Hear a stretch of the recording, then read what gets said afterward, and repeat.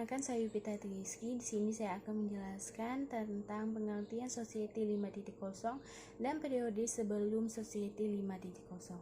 Yang pertama adalah definisi Society 5.0 merupakan sebuah konsep yang mendefinisikan bahwa teknologi dan manusia akan hidup secara berdampingan demi meningkatkan rangka kualitas taraf hidup manusia secara berkelanjutan.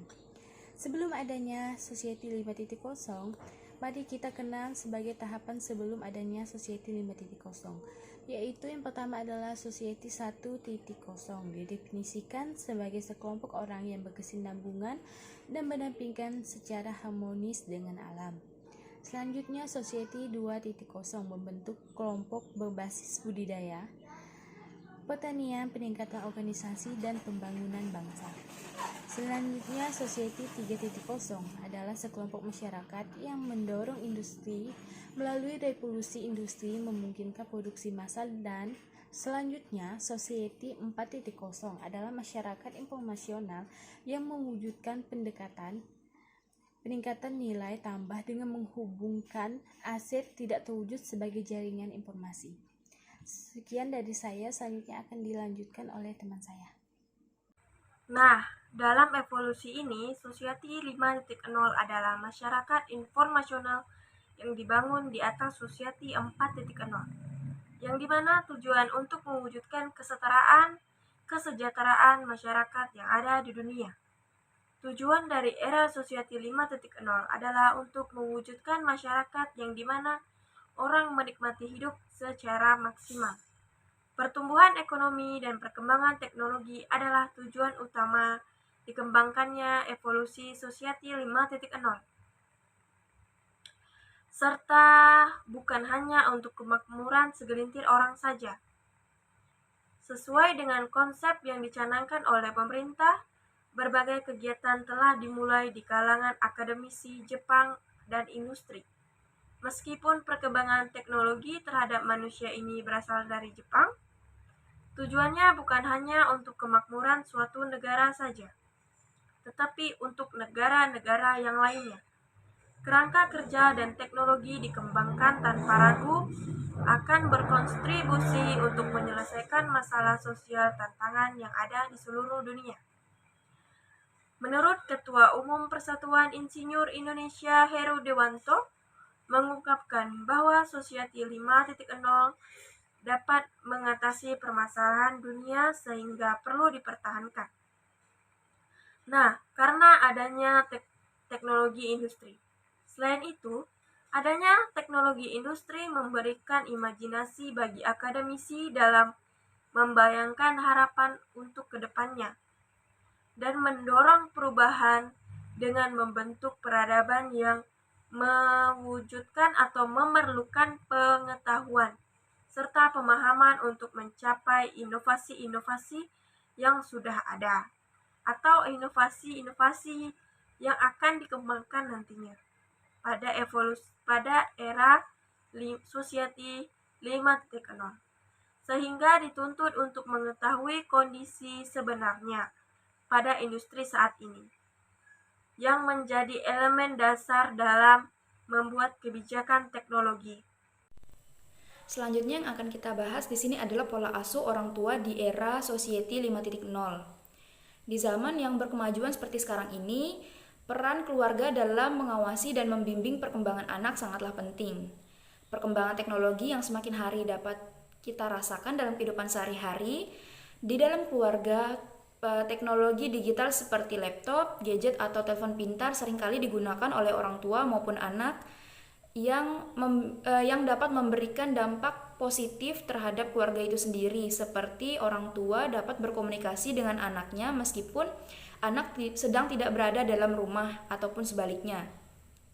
Akan tetapi penggunaan gadget atau telepon pintar yang cukup intens ini dapat memberikan dampak yang kurang baik terhadap kondisi dan keadaan di dalam keluarga tersebut, seperti halnya keluarga yang kurang harmonis, kurang terjalinnya komunikasi yang baik antar keluarga dengan anak, Bahkan anak dapat kecanduan sosial media dan juga dapat menyebabkan penyakit mental yang secara tidak sadar dapat mengganggu peran anak dalam keluarga itu sendiri.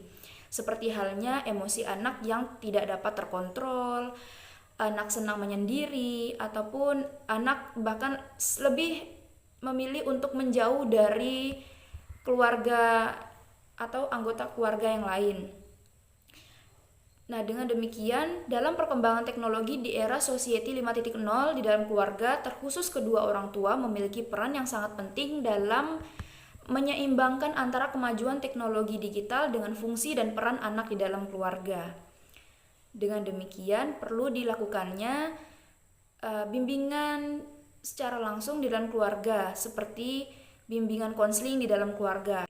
Baiklah, saya akan melanjutkan pembahasan yang sudah teman saya bahas tadi. Di sini tujuan layanan yang terdapat di dalam bimbingan konseling keluarga yaitu dapat membantu tiap individu yang ada di dalam keluarga belajar berkomunikasi dengan baik dan dapat saling menghargai satu sama lain, memunculkan kembali ikatan batin atau emosional antara individu di dalam keluarga dalam dinamika yang saling berkesinambungan. Saat ini, tantangan para orang tua tidak hanya di dunia nyata saja, namun juga di dunia maya. Dunia nyata dan maya sangat berpengaruh terhadap pembentukan karakter si anak.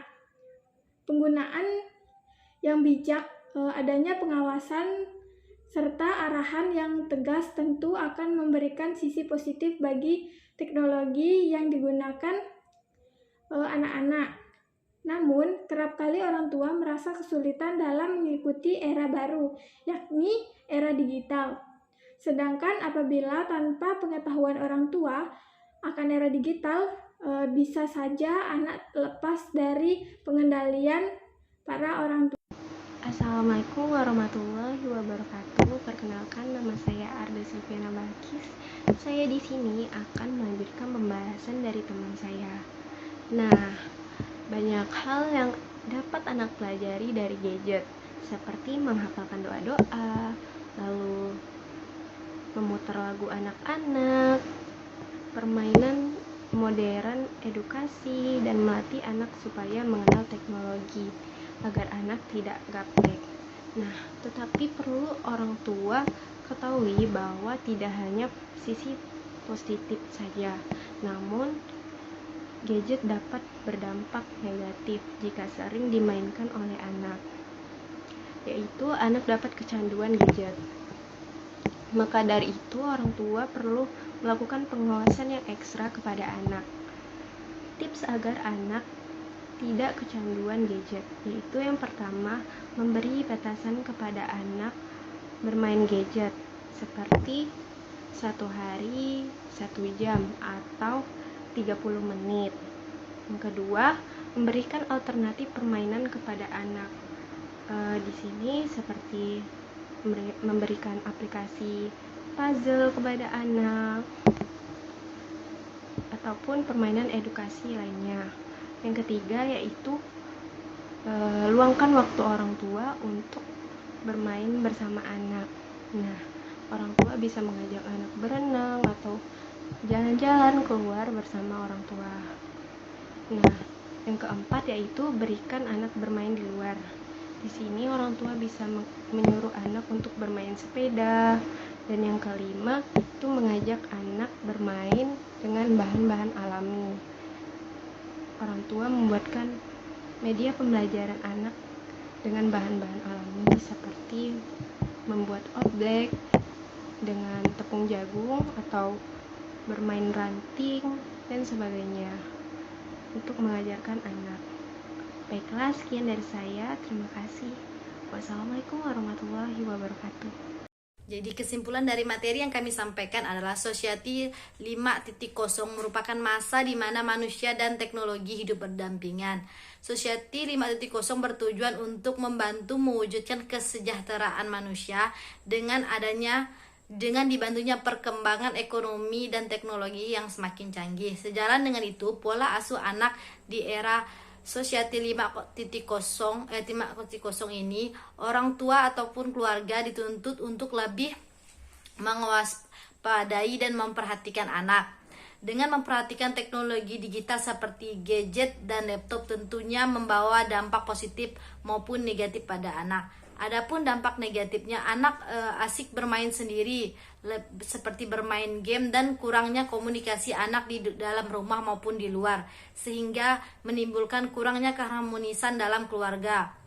Adapun hal ini yang perlu diperhatikan orang tua. Adapun dampak positifnya, anak bisa belajar seraya bermain dari aplikasi yang ada di HP maupun di laptop, seperti belajar seraya bermain, berhitung maupun bernyanyi. Hal ini tentunya bisa disikapi dengan bijak oleh kita sebagai orang tua dalam menentukan batas waktu anak dalam bermain gadget. Baik, sekian dan terima kasih.